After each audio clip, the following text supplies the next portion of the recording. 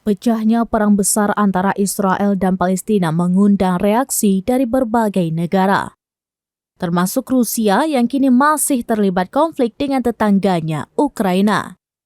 Negara itu mendorong agar Palestina dan Israel segera melakukan gencatan senjata. Juru bicara Kementerian Luar Negeri Rusia, Maria Zakharova, menyebut konflik tidak dapat diselesaikan dengan kekerasan, melainkan hanya melalui diplomatik pada Minggu 8 Oktober 2023. Ia menegaskan bahwa Rusia tetap mempertahankan posisinya untuk mendukung kemerdekaan Palestina.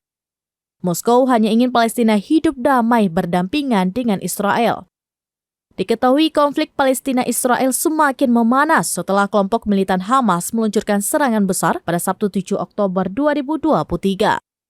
Ribuan rudal diluncurkan ke sejumlah kota di Israel hingga menewaskan lebih dari 600 orang.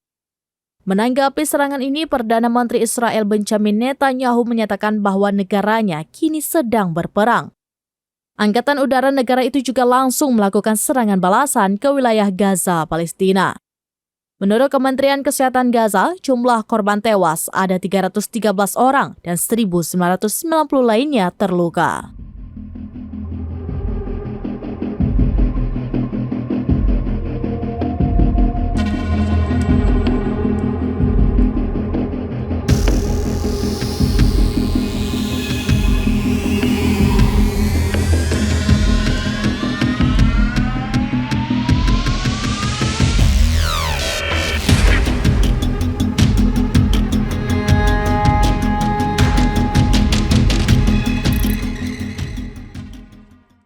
Download Tribun X sekarang, menghadirkan lokal menjadi Indonesia.